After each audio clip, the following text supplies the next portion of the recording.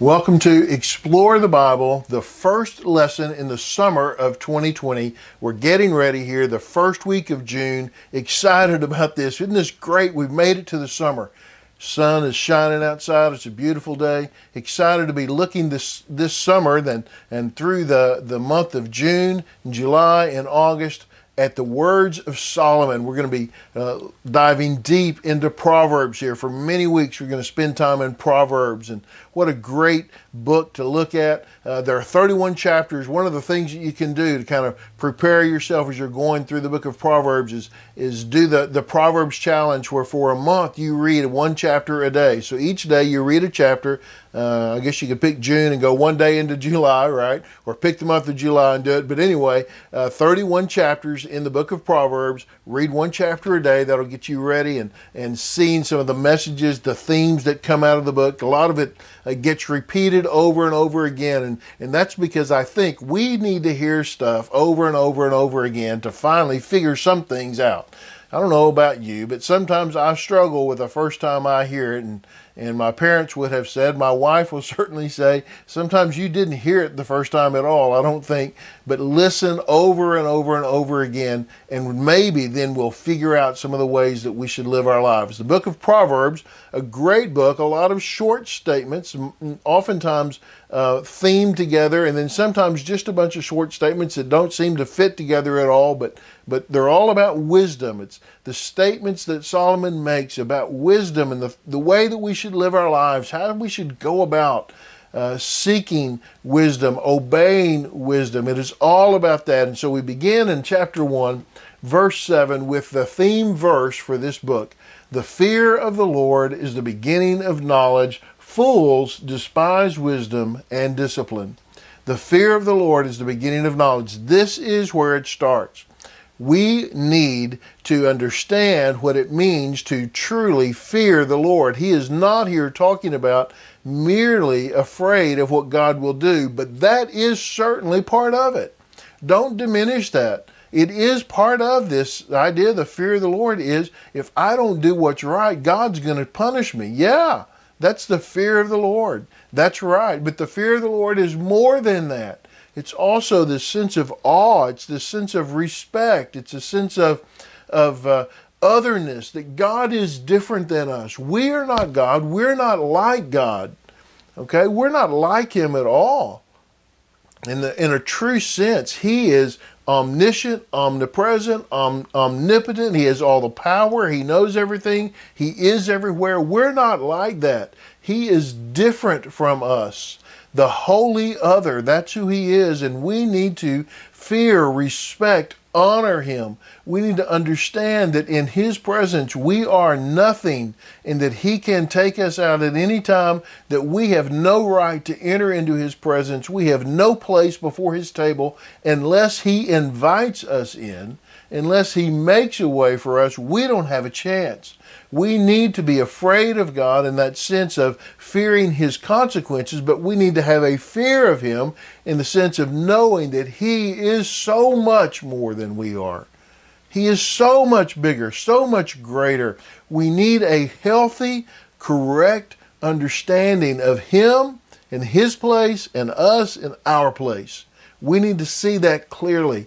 And this understanding of who we are in God's eyes and who He is, truly having an accurate understanding of who He is, this is the beginning of knowledge.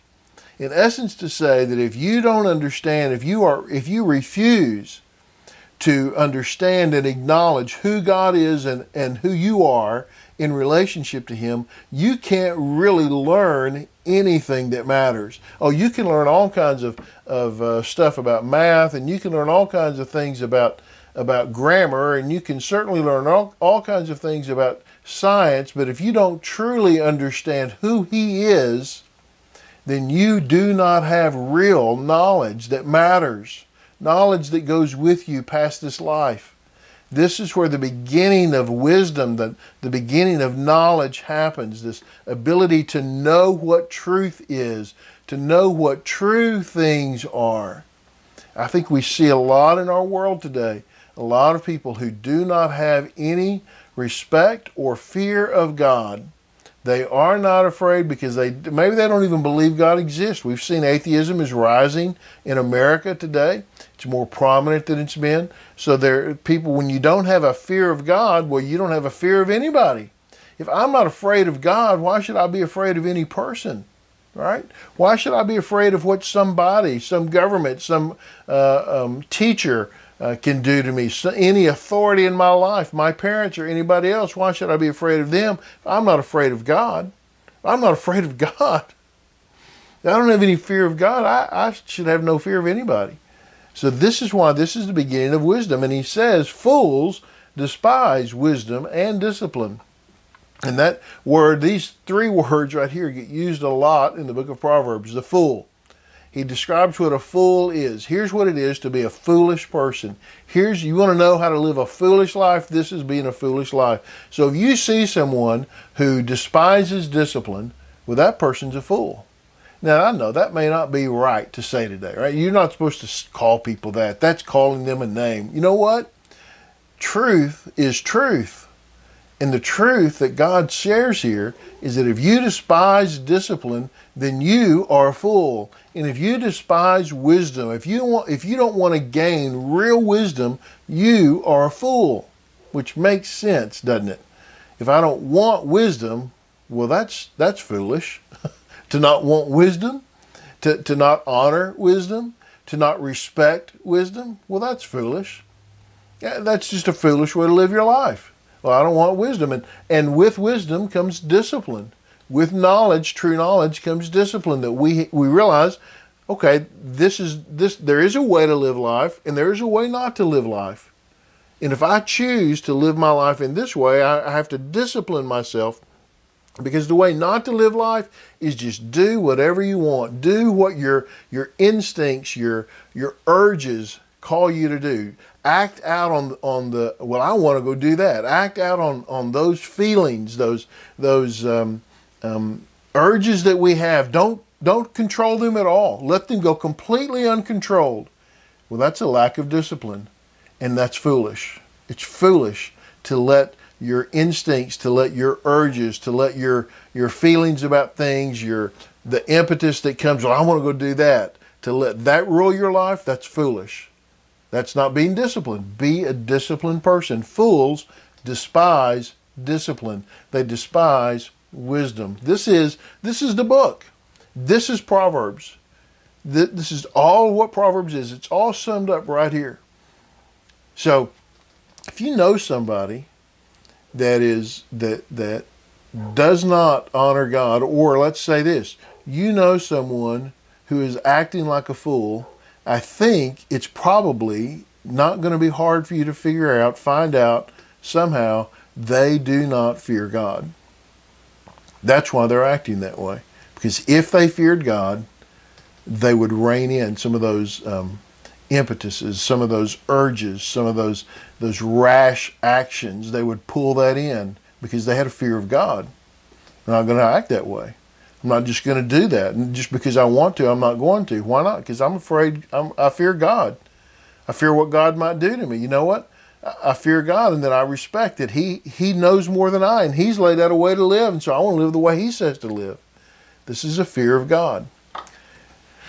Then in verse 8 and 9, listen, my son, to your father's instruction, and don't reject your mother's teaching, for they will be a garland of favor on your head and pendants around your neck.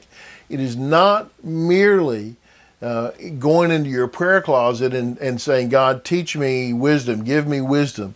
God puts people in our lives to give us wisdom, to listen to. And the first two people that He puts in your life to give you wisdom are your mom and your dad. Those two people are the first ones who pour out life lessons on you, who give you wisdom and instruction and training. And we must listen to our mom and our dad. We've got to listen to the elders in our life. We have to listen to what they have to say, because if we reject their teaching, we are losing. We are acting the fool. We are rejecting wisdom. Listen to what they have to say. This tells us a few things, okay? One, the role of the mother and the father in the family are primary. Your kids need a mom and a dad much more than they need a friend. They've got friends already. They need a mom and a dad to give them wisdom, to teach them, to train them, to discipline them, to help them fear God and respect what the Lord says, and to honor that, and to discipline their lives, to not just act out on all of their feelings, but to tell them, to teach them, you don't have to act out on your feeling. Just because you felt that, you didn't have to do it. Just because that was your impulse, you didn't have to follow it. You can control, you must control yourself. This is what parents teach their children. And parents, your children need someone to teach them that. They need you to teach them that God's put you there for that reason. Teach your children, give them wisdom. Pour that into their lives. You are the primary person to do that. It is not the school's job. It is not the church's job. Primarily, it is your job primarily to pour this wisdom into your children. And we as children, and children who maybe even are adults, and we're still kids, right? We're still the kids of our parents. If you've got grown kids, you know you never stop being the parent, right? If you've got your parents are still living, you know you never stop being the kid. Keep listening, keep respecting, keep honoring, following what they have to say. This is a garland of favor on your head and pendants around your neck. He's saying this is a good thing.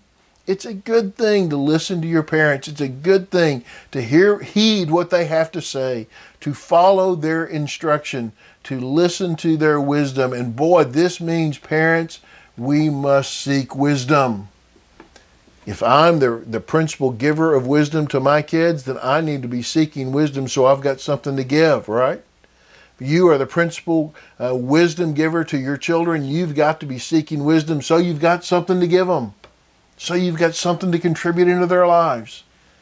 Seek wisdom so you've got something to give them. Then he lays out this situation of a son. He says, my son, if sinners entice you, you don't be persuaded. Well, they'll say, well, come on over here. You know, let's do this. We're going to get an ambush. We're going to kill somebody. We're going to steal from this person. We'll attack that person. It'll be fun.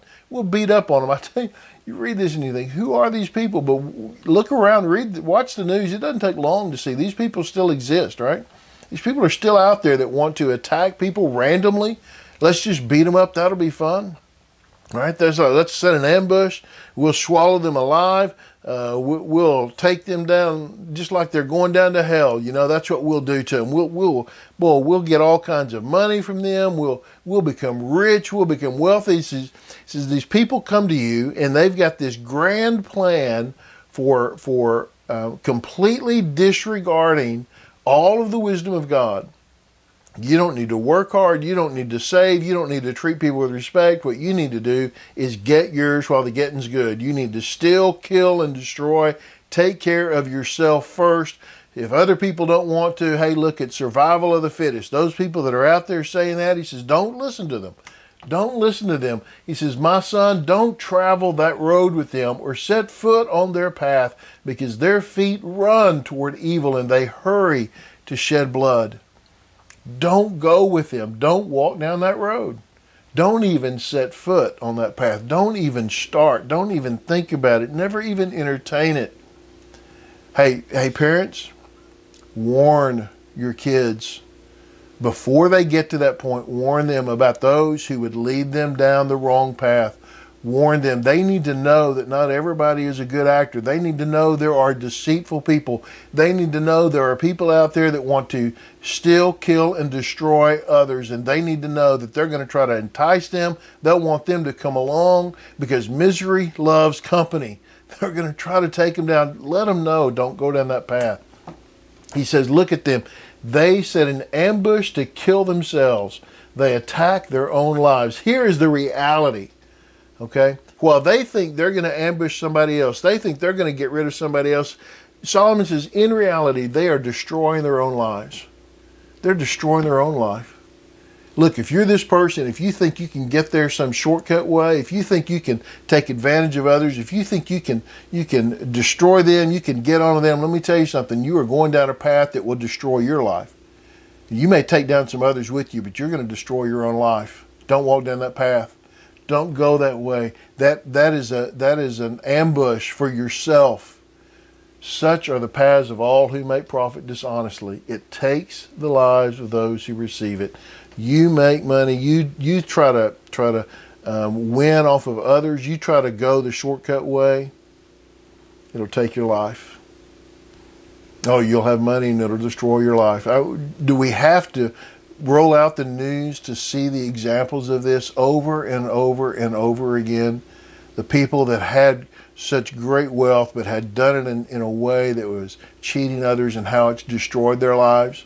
Do we have to have the worst examples for us to know that this is true? Can't we acknowledge that there are lots of other short examples? There are examples of people that don't make the news, but it's still true. Their life has been destroyed. People that you know, people that are in your community. We see it all the time. And here Solomon is drawing the great line, okay? You can be one who fears God and who gains wisdom, right? Or you can be the fool who despises God, who does not gain wisdom, despises discipline, who turns it away, who knows better, who has a better way, has a better plan than God. You can be that person. You can follow people like that. And let me say that what he's saying here is if you follow people like that, you're one of them. Okay? You follow the fool, you are the fool. And if you go down that path, you're going to destroy your life. You're going to destroy it. That's what's going to happen. But if you listen to wise counsel, listen to your parents, follow their counsel, fear God, he says you'll gain everything. So that really matters. You'll gain. You can't replace that. Don't be the fool. Don't be the fool.